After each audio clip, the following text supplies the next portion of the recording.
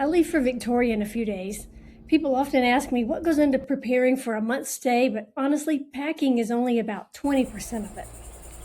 I've learned to pack for the life I'll be living, not just the trip I'm taking.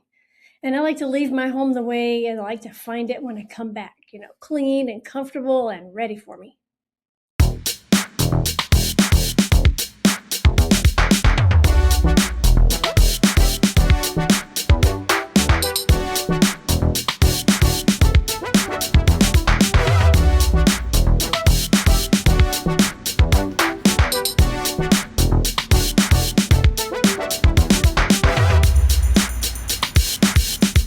I enjoy researching the neighborhood before I get there. I like to know like where's the grocery store, coffee shop, and a few walking routes. Those kinds of things help me settle in, makes it a little easier. And after that, I just let the rest unfold naturally. So you can see my home base on the map. And then, I'm going to get to know my neighborhood. And then I like to find what are those things that are within walking distance, because I know I'm going to find one of those favorite places. And of course, I'm doing some research on where am I going to eat? What kind of fun things am I going to find? Where are the pubs? Where are the wineries, the breweries? What good restaurants? Who's got good seafood? Where's a good breakfast spot? All those things that I love.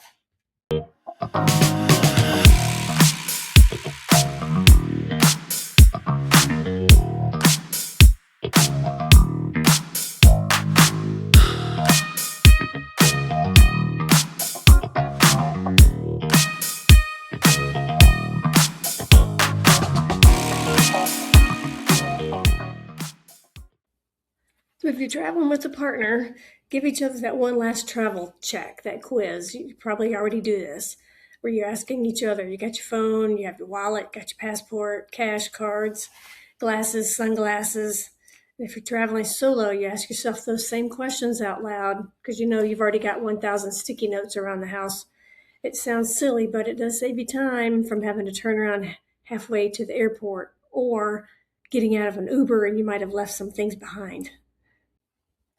Two of my favorite packing essentials are a rubber jar gripper and a reusable shopping bag. They don't take up a lot of space, and I use them all the time. And I love having that reusable bag for grocery shopping, or I'm going to bring home some fresh finds from a local market. Okay, I'm on tip number 3. So, I always leave room in my suitcase for some discoveries. It might just be something small that I find, a handmade mug, that's one of my favorites, a small little painting from a local artist, or sometimes it's something I really wasn't expecting to find. But the memories that you make, right? Those don't take up any space at all.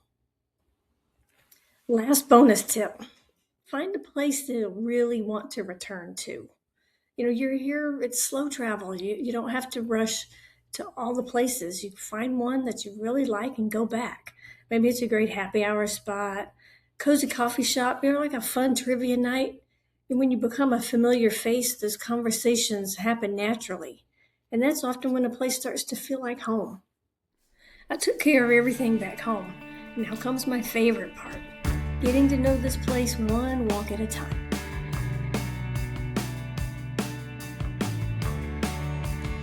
I have time to settle in and enjoy meeting my neighbors. I'm going to really soak it all in because I'm going to take in all those small moments while I'm here. It's not about seeing more. For me, it's about enjoying more. And for me, that's life without the rush.